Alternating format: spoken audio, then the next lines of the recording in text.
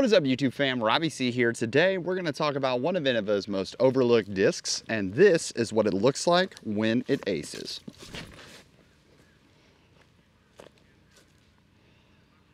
Or birdies. Hold on. And this is what it looks like when it aces.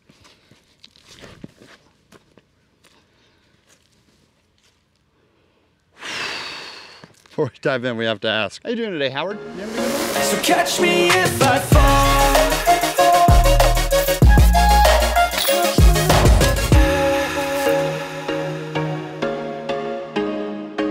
Okay, so if you were paying close attention in the intro, I didn't say that one was the birdie, I said that one's the ace. If you're paying close attention in the intro, you might have caught a flash of this stamp right here. It has a shark on it that you're seeing. And no, it's not the shark, but it is named after a shark. I want to take a second to talk about a disc that honestly, I tend to forget about. And I actually run a podcast talking about discs all the time. But had a trip up to USDGC and I saw a halo version of this disc. And it was funny, I ended up talking in the Birdie Fam Discord about this mold in particular. Now I think a lot of people overlook it and that it is such a phenomenal mold, but I think it gets overlooked because it is sold the wrong way by Innova. And as I've been throwing my bag, I actually have two discs in this slot in my bag, and that is the Trash Panda Dune. I love the Dune so much. I've got my purple Dune signed by the OT guys, and then I have this Dune that was dyed by my friend Brian Moon. And these have been in the bag currently. I love the Dune. I think the Dune is a phenomenal mold, but a little bit of variety, a little bit of options. I'm actually looking at the Mako 3 for that slot. And so as the arm speed continues to increase and we are making gains and things in the road to 450, we have to make some adjustments. And I want to talk a little bit about that. And as we're trying out and talking about the Mako 3 today, I want to talk about the process that I go through of adding a disc to my bag so that if you find yourself in the same place, maybe you should be adding a Mako 3 to your bag. I don't know. But regardless, you may be adding new discs to your bag, and I want to walk you through the process you should be taking to get there. Now, when we talk about replacing discs or adding new discs to the bag, we have to first talk about what that disc does or what it isn't doing. And this disc does quite a few things for me. Most often, how I want the Dune to fly is I want the Dune to be something that I throw on my stock hyzer release angle, and it stands up to flat and it rides straight. However, having two of them in the bag, I want that because I want one for mold mineralization purposes that stands up and actually has a little more turn to it so that it's this easy. I don't even have to throw it so much on hyzer. Even if I throw it on that hyzer, it's going to be beaten and seasoned enough that it turns naturally on its own. But then also, if I'm, say, let's try having to throw a turnover shot, I want one that's going to lean into that turnover, but then still not necessarily just burning over it, just holding that anhyzer line. The hole that comes to mind is when I go up on my foundation trips and I'm thinking about hole 3 from the longs at New London, that is just this forced turnover the whole way. The guys traditionally throw a mid-range on that hole because it ends up feeling shorter than it is. But obviously there's OB down the whole right side, so I don't want to have it just burn over the entire time. And the Dune really has been that for me. I'm enjoying it a lot. Why the switch to the Mako? Cardinal Sin number one that I think people make when they're trying to add a new disc to their bag or adjusting is that they just go gung-ho. They just are like, yep, I know what, I'm now a Mako thrower. Whenever I'm trying to add a new disc to the bag, I want to make sure that I give it ample time to give itself time to either shine or time to fight for its slot in comparison. So I'm not entirely all in on the Makos. I'm not going to say that, oh, the Makos made the bag, but I definitely think the Mako is making its way towards the bag. I've played 2 rounds now with the Mako, and we'll talk about that more in a second. But here's what the Dunes currently seem to look like when I'm throwing them.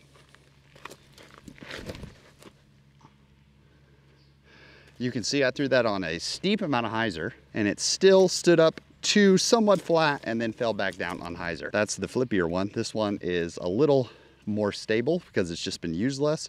So I'm going to try to throw it a little more flat.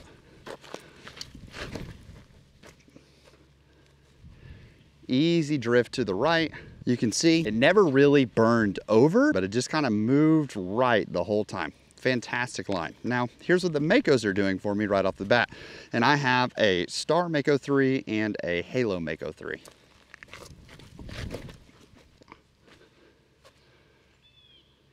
It actually got a little more push than the purple one did, and it stood up a lot faster. Very, very similar flight.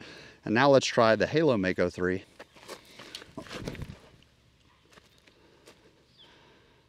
So a little more bite at the end. I also didn't hit that one as well, but that's our stock baseline. And as you can see, pretty similar flights, maybe a little bit more difference in variance between the Halo and the owl disc, but we'll talk about that in a second. Now, if you're a frequent watcher of the channel, you may be asking yourself, Mr. YouTube man, how is this any different than the video you released a couple weeks ago about when a disc should leave your bag? And to me, these two videos kind of work as a 1-2 punch.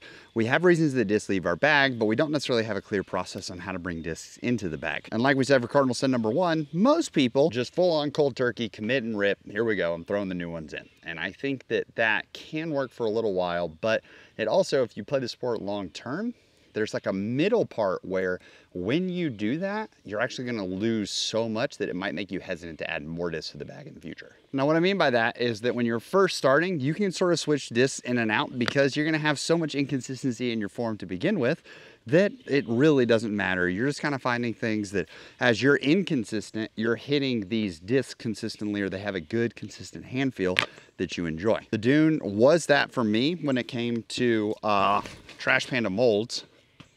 Oh, did I get it? Nope, a little more turn. I like the hand feel of it. I like the flight of it. I like pretty much everything about it. I like that I don't really can turn my brain off and just park it for birdies. Whereas on the top end, you feel like you have more consistency in your form so that when you're adjusting and adding new discs, you can tell pretty quickly whether they're a good fit for you or not. And I think that you can be more apt to have discs moving in and out of your bag. I do look at Hunter and Trevor with the foundation crew who are moving discs in and out of their bag, but they're also not very often actually trying to change anything about their form. They've been playing for almost a decade now each. And so since they're not really trying to change things around, it becomes very easy for them to put a new disc in because they're like, oh, if I just throw this like my Thunderbird, oh, it flies differently. Here's how I adjust accordingly. I think there's nothing wrong with that. However, in the middle ground where your form is a little more inconsistent, but you do have those streaks of consistency, and then you're trying to put, oh, that's bad.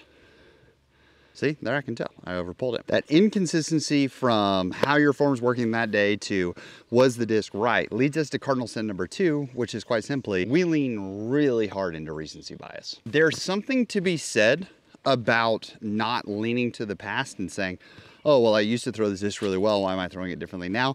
Because your body could have changed over the years. Your body could be in a different health state than it is. For instance, I went to the doctor today and I was about 15 pounds lighter than I have been in quite some time. I'm not saying that 15 pounds is going to be like the difference maker, but I am trying to focus a little bit more on being like active and getting out and doing workouts and things like that because we got a kid on the way. So, you know, trying to stay healthy. That could have a difference on my performance. That could have a difference on a lot of things. And just because, let's say I'm playing more rounds in a healthier state and I have the Makos in my bag, I can make them outshine the Dunes simply because there are factors that are different. So if recency bias is pointing me to one disc, one of the best things I can do is end up comparing them side by side. Super nose up, but I think that's how we're gonna get this hole. I didn't really think about this just becoming an ace run video. Nah, elbow dip there. Sorry, coach. Dune's going in the basket. Yeah, that just got clipped. We need to make sure that we are comparing the discs side by side. So for instance, I have my flip up ones and I have my straighter ones with a little bit of fade. So we have two options here. I can go right up the gut or I can try to go the hyzer out and around. And that's exactly what we're gonna do. I'm gonna take these discs and I'm gonna compare them side by side for the rest of the video so that we get an actual feeling of what they're doing, as well as get more information on what may actually be the correct disc choice. A little more straight. Nope, that was so nosy. So nosy. Let's try the hyzers. That might have been it. Okay. Nope.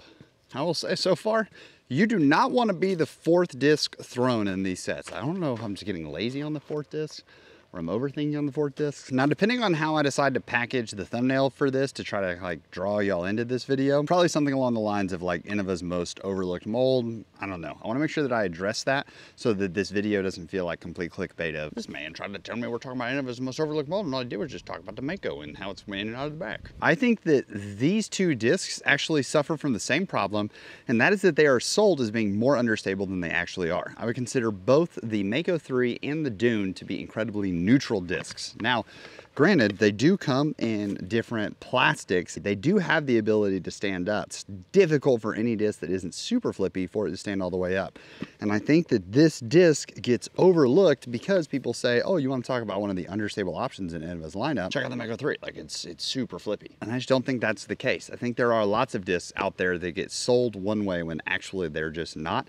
Would love to know in the comment section, that's kind of our prompt for the day, is what do you think is the most oversold disc in terms of, oh, it flies like this, but it actually flies something different? And I think the Dune is the exact same way. The Dune and the inner core were both sold as being like super flippy when I would consider them like neutral to understable. For the newer players, if you have an Anheuser natural release where that outside edge of the disc is up and you're kind of yanking over on it, I think that's going to create some issues where, yeah, it's going to be tough to get it to actually hold anything. It's going to seem super flippy.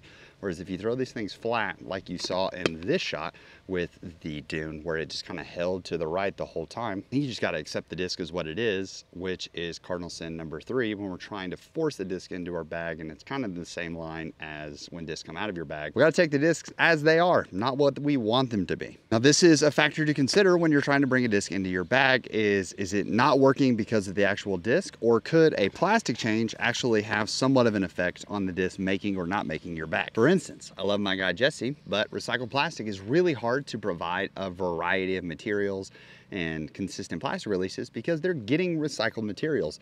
So as they can't just walk out and be like, oh, this formula works really well, so because of that, I'm going to just run champion over and over again. You kind of get what you can. And what I do appreciate about Trash Panda is on the bottom of each disc, they actually have like a little marker that tells you when the disc was made. So if you find a run that you really like, it's incredibly easy to say, hey, I'm looking for dunes that were made in June of 2023. I'm looking for this run specifically. Here, on the other hand, this can get easier as you sort of grow, but it also can be very tough within them. I have the Kona Panis Star Mako 3 that's a little swirly, and I could go and hunt down this stamp this run and probably find a similar result. But if I get just another Star Mako 3, it could fly differently, just like there could be another form of the Dune. Now, for instance, I have 2 ozones in my bag, but one of them is actually never thrown, and it's just there in case I lose my other ozone. But I'm trying to season one ozone in to be super flippy because I like how it flies out of the gate, and I think I would be okay with it getting flippier and having a second ozone in that serves in that like sort of similar to what I do with my pigs, where I have straight pig and then precious child, and when straight pig becomes too flippy, it goes into precious child backup slot. So what I like about this in comparison to the ozone is that I can have 2 Mako 3s that give me pretty different flights right out of the gate, and I get to decide which one I like more, because if I end up, let's say, loving the halo because it looks cool and it flies cool or whatever it may be, it's going to start in a different slot, but over time these are both going to start drifting more towards the understable side. And when they drift towards the understable side, I then get to decide, does this one super seasoned in fly like this one started? Do I have a use for this one? And if not, I end up with another halo, whoop, that drops in there, and now I'm cycling, which is a really great way to build a bag, especially if you're looking for consistency in your game. For instance, we got to go super wide here, but you can see the basket sort of ding, tucked in the corner over there, and the T-pad is back here. If we go with the flippy ones first, I'm gonna have to throw them on a pretty extreme hyzer in order to get them to go from the T-pad here. I can't really run it straight because I'm gonna end up with like a 35 to 40 footer. But if I want it to fade, I gotta put it on a deep amount of hyzer and swing it wide to try to get it over to the basket. You can see that it stands up and it continues to push, and that may be too much hyzer, probably in the bushes over there. Try the same thing with the Dune. It didn't stand up near as much, and I'm also super far left. Now, because I know that this Mako is more overstable, I don't have to put it on as much hyzer, and I can either go less hyzer, the same line, or I can go same amount of hyzer and swing it significantly wider. Or I'll just do neither of those things on my head and watch as it also crashes into the woods. Let's see if we can correct and fix the 4th shot curse. Okay, and that one was probably the one we got a hold of the most, which is how that Dune stood and flipped up. As I'm trying to add these in, the more that I lean on that reliability of the fading Dune, it's gonna get seasoned even faster, and it's gonna lose that flight. You could see the Dunes side by side, both had an interesting enough, like The purple one kind of barely stood up at all and was fading, and then I got a hold of the one on the right and it just went super straight, whereas the two Makos, one stood up pretty fast and then fell to the ground, and the other one was just super hard fading the entire time. All right, so we're nearing the end of the video, which means it's time to sort of address the last cardinal sin, which I think is that you can believe that there is a wrong disc. Now, objectively, is there a disc that you're trying to use in your bag or you're trying to add to your bag that's not good for you or good for your game? Probably. But I think I would always hesitate to say that it is a wrong disc or a wrong decision to have in your bag. At the end of the day, this game's all about fun, and you need to add something to your bag that brings more fun or joy to the game. Now, more fun and joy could be you performing better and scoring better while you're out there. And of course, if that's the case, then that's gonna influence the decision making in a certain direction. Personally, I always wanna support my guy Jesse, which allows me to sort of lean into the bias that I really want dunes in my bag. But if the idea of having this beautiful Halo Champion Mako 3 in my bag sounds fun, and me being able to pull it out on shots and throw that, well, I still have Ozones in my bag and I don't see those going anywhere anytime soon. And because of that, I can have this in and end up one of those por qué no los dos situations. Now, if I were a betting man, I would be willing to bet that the Makos are gonna make the bag for at least a little bit to give it a ride. And I think anything that's fighting for that slot, I've seen these thrown side by side. I kind of know what they do. So I'm gonna give them a couple weeks, maybe a month or so, to really give their time to fight and shine for that slot. I don't care how good or bad you are. I would say 2 rounds is never a good tell of whether or not you are gonna keep that disc in your bag. Unless, of course, in those 2 rounds you throw it in the water, and then, yeah, you're probably not gonna keep that disc in your bag. And over a month, you're probably going to see the ebbs and flows of where you're at in your game and see some really highlight moments and learn from there. Now, for the last shot of the video, I wanna let a couple just absolutely crush and fly and get out there. This hole is 333 feet. It is very slightly downhill. Instead of going side by side, we're gonna go Makos into the dunes. Okay. I like that. The timing felt really good. The timing felt good. Just got to time it in the right direction. That time I did the opposite. I didn't want to grip lock it, so I just let it go early. Can't do that either. The timing actually seemed like it was going to be good. I just probably went to pull and pinned my elbow, so it slipped out. That's probably what it was.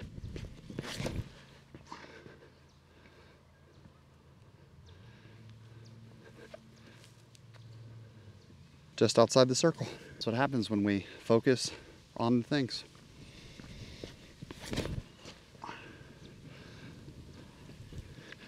Definitely got more of a headwind kick there, but feels good. Let's go scoop up that purple one and see what we got. 333 minus 18. That is 323, 315. It's gonna be fun watching as the form continues to hit. We gotta be taking it to the course. We can't just be in the net all the time. Gotta let it kind of air out so that you can see, okay, when I tried to really yam into this one, pinned and over or externally rotated, that's not good.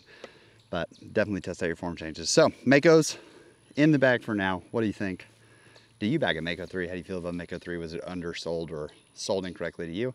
Let us know in the comments below. But thank you so much for watching. Hope you have an amazing rest of your day. Can't wait to see what those missold discs are for you in the comments.